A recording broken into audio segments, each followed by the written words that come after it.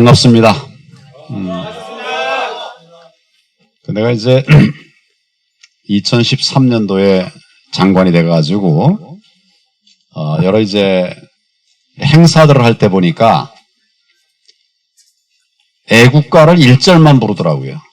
애국가는 1절만 부르겠습니다. 이렇게 해서 1절 부르고 마는 거예요. 그 다음에 제가 우리 스태프들에게 왜 애국가를 1절만 부르냐? 내가 할 말을 3분을 줄이더라도 4절까지 부르자.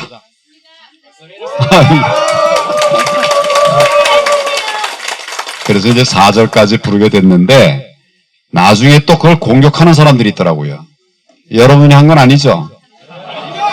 뭐 애국가를 불러야 시민이고 그거 뭐 안 부르면 알고 있으면 되지.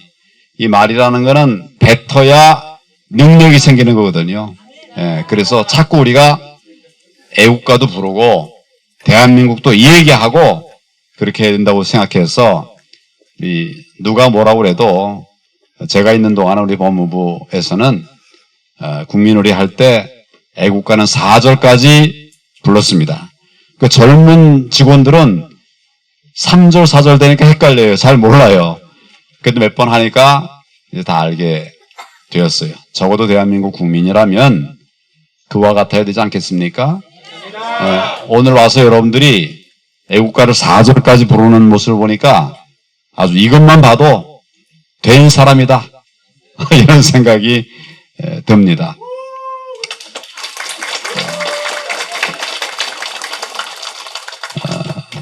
남들이 하는 것을 따라가선 누구나 할 수 있는 거죠. 그러니까 지금 어려운 때 대한민국을 지키고 또 청년들의 생각을 바로잡는 어려운 일입니다. 힘들고 남들 하지 않는 일을 여러분들이 감당을 해주셔서 대단히 감사합니다. 네. 그런 마음에서 오늘 여기 오게 되었습니다. 주어진 시간이 이게 길지 않아서 시간의 범위 안에서만 그렇게 간단하게 하도록 하겠습니다. 먼저 우리는 우리나라에 대한 인식이 필요할 것 같습니다. 우리나라를 폄훼하는 그런 많은 이야기들이 있어서 제가 오늘 오기 전에 우리나라는 과연 어떤 나라인가 이걸 좀 객관적으로 한번 자료를 찾아봤어요. 나라를 평가하기 위해서는 나라의 크기, 국토는 얼마나 되는가, 또 국민들은 어느 정도나 되는가, 경제는 어떤가, 국방은 잘 지키는 나라인가, 또 국가 경쟁력은 어떤가, 질서는 잘 지키는 나라인가, 또 문화적으로는 어떤가. 이런 요소들이 아마 국가에 대한 평가 요소일 거예요. 그렇겠죠? 생각들을 잘 안 해볼 수도 있지만, 그렇지만 국가라는 건 그렇게 형성이 되는 겁니다. 우리가 그냥 이게 국가다 해서 국가가 되는 것이 아니고 이런 것이 다 갖추어져야 국가가 되는 거예요. 그래서 우리는 그런 국가의 요소들을 갖고 있는데 각각의 요소들 한번 제가 찾아봤어요. 나라의 규모, 인구는 얼마인가요? 5,200만 명이에요. 세계 27위입니다. 세계 27위예요. 세계 270여국이 된다고 하면 그 중에 27위, 10분의 1 안쪽에 들어갑니다. 면적은 어떠냐? 면적은 좀 좁아요. 세계 109위입니다. 이걸 합해보면 나라는 넓지 않지만 좋은 인적 자원을 가지고 있는 대한민국입니다. 좋은 인적 자원, 여러분 한 분 한 분들이 참으로 좋은 인적 자원들이에요. 그래서 오늘날에 우리가 있게 된 것입니다. 대한민국의 규모를 보면 그렇습니다. 또 경제적인 측면이 어떠냐? 여러분 너무 잘 알죠? 우리 GDP로 말하면 세계 몇입니까? 11위, 12위, 13위 대개 그 왔다 갔다. 작년으로 말하면 12위 정도. 세계에서 12위인 나라입니다. 무역으로 보면 더 앞으로 가요. 우리 무역 규모가 세계에서 8위입니다. 이렇게 말한다면 경제 대국입니다. 우리나라는 경제 대국입니다. 세계 탑 클래스의 나라입니다. 국방이 어떠냐? 우리나라를 지키기 위해서는 국방력이 필요한데 GEFP에서 작년 5월에 발표한 그 세계 국방력 평가에 있어서 우리나라는 12위였어요. 핵으로 무장하려고 하고 있는 북한이 23위, 우리는 12위고, 다른 통계대로 보면 우리가 글로벌 파이어 타워에서 조사를 한 통계를 보면 우리는 세계 7위의 군사 강국이다, 이런 통계가 있습니다. 우리는 국가 방위를 스스로 지킬 수 있는 그런 군사 강국입니다. 우리 스스로 지킬 수 있는 나라 그렇게 많지 않아요. 국가 경쟁력은 어느 정도나 되는가? 국가 경쟁력 굉장히 중요합니다. WEF에서 발표한 2017년 평가에 의하면 우리나라 국가 경쟁력은 세계 26위 이렇게 나와 있습니다. 법 질서가 어떠냐? 이 부분이 문제예요. 법 질서가 어떠냐? 이건 우리가 평가하는 게 아니라 해외에서, 외국에서 우리를 평가하는 시각에서 보면 우리 법 질서 준수 수준은 세계 49위입니다. 지금까지 제가 얘기한 이런 대부분의 지표에 있어서 우리는 20위권 아니면 10위권, 어떤 경우는 8위, 10위 안쪽으로 들어가는 이런 나라였는데 법 질서 부분은 49위. 이것도 좀 올라와서 49위예요. 이 부분이 굉장히 아쉬운 점입니다. 한 가지 더, 문화적인 측면에서는 우리가 어떠냐? 우리는 뭐 여러 이제 문화 지수 같은 것은 통계가 잡힌 것은 없습니다. 그래서 제가 그 세계 문화유산 등재 건수를 보니까 그걸로 보면 우리가 세계 21위예요. 이것도 괜찮은 나라입니다. 그 전체적으로 보면 우리나라는 세계 20위권의 강국입니다. 우리 앞에 도 있으니까 우리는 별거 아니지 않느냐? 그런 생각을 하는 사람도 있습니다만은 우리 뒤에는 250여 개 나라가 우리 뒤에 있습니다. 우리는 세계 20위권의 강국이 되었습니다. 제가 좀 구체적으로 좀 더 자세하게, 그럼 도대체 우리가 세계에서 1위 하는 그런 아이템들이 뭐가 있느냐? 여러분들 중에도 기억하시는 분들이 있을 것입니다만은 제가 몇 가지 아이템을, 좀 의미 있는 아이템들을 좀 찾아봤어요. ICT 발전 지수라고 하는 것이 있습니다. 이제 국제 전기통신 연합에서 발표하는 것인데 우리가 몇일까요? ICT 발전 지수 세계 1위입니다. 1위예요. 또 나라가 어떻게 발전해 나가는 과정이 있는가 하는 혁신 지수라고 하는 것이 있어요. 우리가 세계 혁신 국가 중에서 블룸버그가 매년 선정하고 있는데 세계 혁신 국가 몇일까요? 1위예요, 1위. 1위. 우리는 혁신되어져 가는 나라입니다. 우리 국민들이 그렇게 하고 있어요. OECD에서는 공공데이터 개방 평가를 하고 있어요. 우리 공공데이터들을 공공기관만 가지고 있느냐, 국민 공유하느냐, 이런 것을 이제 여러 지표를 통해서 평가를 하죠. 공공데이터 개방 평가 결과 우리는 몇일까요, 국제적으로? 이제 대충 알겠죠? 내가 지금 뭘 얘기하고 있나 보면 알잖아요. 세계 1위입니다. 반도체 생산 세계 1위예요. 지금 우리나라 먹여 살리는 반도체 아닙니까? 중국이 쫓아오려고 그러고 뭐 여러 나라들이 이제 따라오려고 하는 그 반도체 생산 세계 1위, 철강 제조 산업 세계 1위, 또 우리 교육 때문에 다 힘들어하고 어려워하는데 세계 주요 국가의 교육체계 평가가 매년 이루어지고 있습니다. 세계 주요국 교육체계 평가 순위 1위. 우리나라가 1위예요. 우리나라의 교육 전문가들이 스웨덴에 여기는 도대체 교육이 어떻게 이루어지는가 이걸 알아보러 갔습니다. 며칠을 이제 쭉 다니면서 뭐 여러 분들의 얘기를 쭉 들었는데 마지막에 그 스웨덴에서 설명을 해주던 분들이 이렇게 얘기하는 거예요.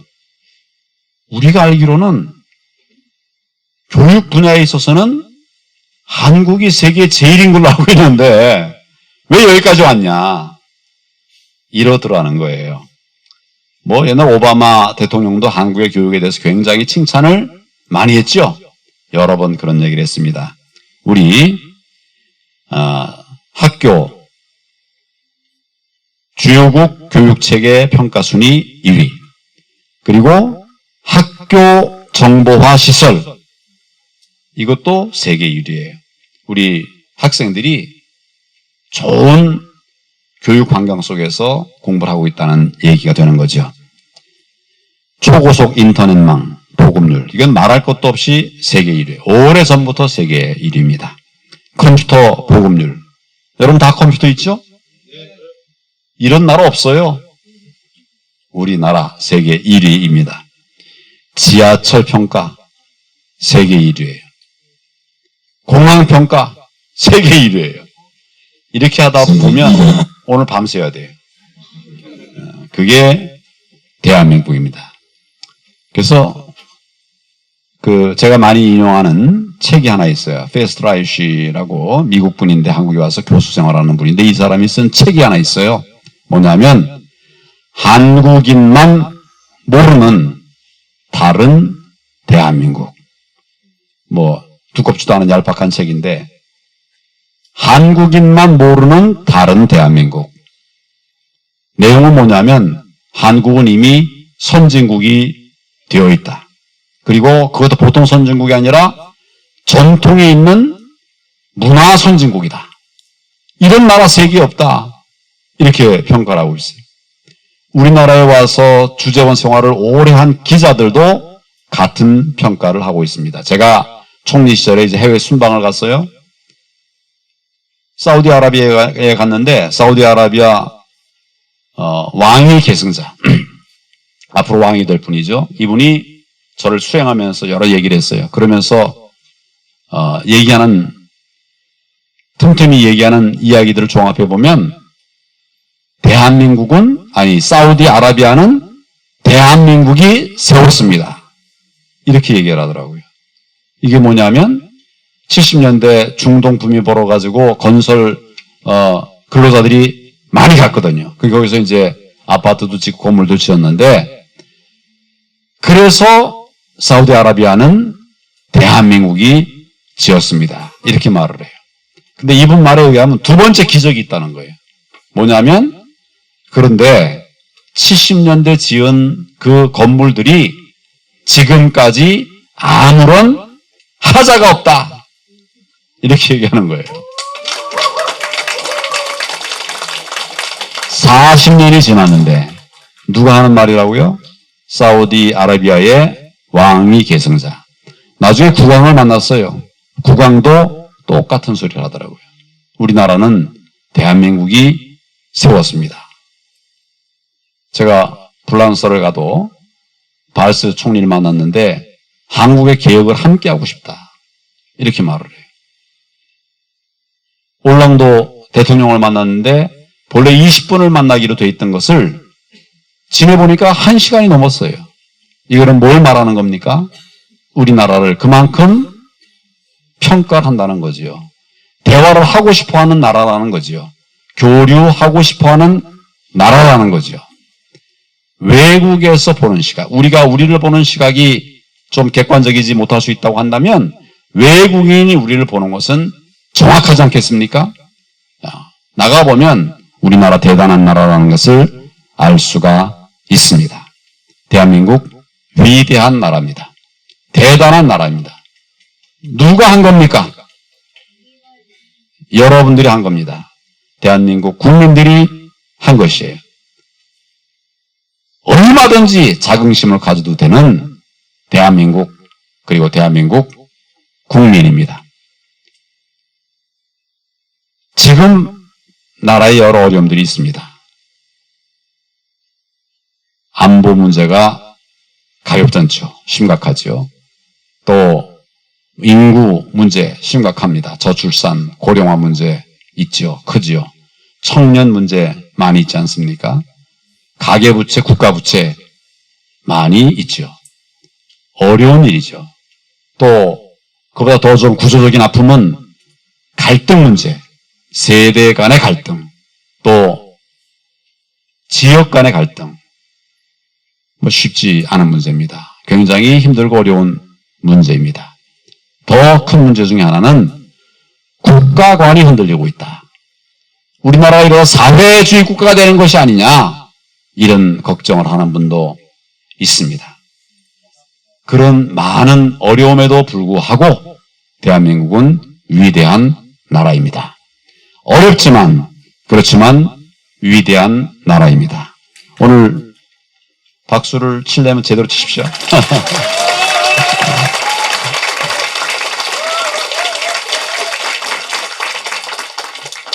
오늘 여기 이제 청년들이 많이 있습니다만은, 대한민국의 청년은 가능성이 큽니다. 가능성이 큽니다. 여기 어르신 분들도 몇 분 계세요. 이분들이 청년 때는 가능성이 안 보였어요. 하면 된다? 그 쉽지 않은 말이었어요. 먹을 거 없고 입을 거 없고 굶어 죽는 사람이 동네에 많이 나타나니까 그런 나라였어요. 그런 데서도 출발해서 오늘의 위대한 대한민국을 만들었습니다.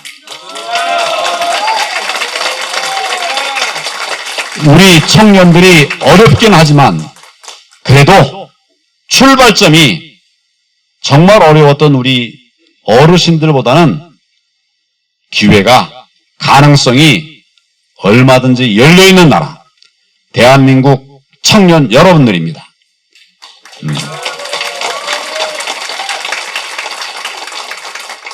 선진국 입구에서 여러분들은 인생을 시작하고 있어요. 그런 자긍심을 가지고 우리가 해야 할 일들을 좀 용기 있게 해 나가야 되리라고 생각을 합니다. 한 가지 얘기만 하려고 합니다. 준비한 거는 많이 준비했는데 한 가지 얘기만 하고 또 여러분 얘기를 나눠 들어보려고 그래요. 제가 지금 한 가지 얘기하려고 하는 것은 뭐냐? 비전의 청년이 되달라. 비전 이야기를 하고 싶은 거예요. 우리나라 좋은 나라인데 지금 청년들을 향해서 나오는 목소리는 헬조선, N포세대, 모든 걸 다 포기했다는 거예요. 3포세대, 5포세대, 7포세대에서. 이런 말들 만들어낸 것이 누굽니까? 나라 사랑하는 세력들이 그런 말 만들어낸 거 아닙니다. 그 말의 뿌리를 찾아가 보세요. 그렇지만 우리 청년들은 중심을 잡고 미래를 만들어 가야 됩니다. 그러려고 한다면 비전이 필요합니다. 비전의 청년이 되어야 하겠습니다. 비전의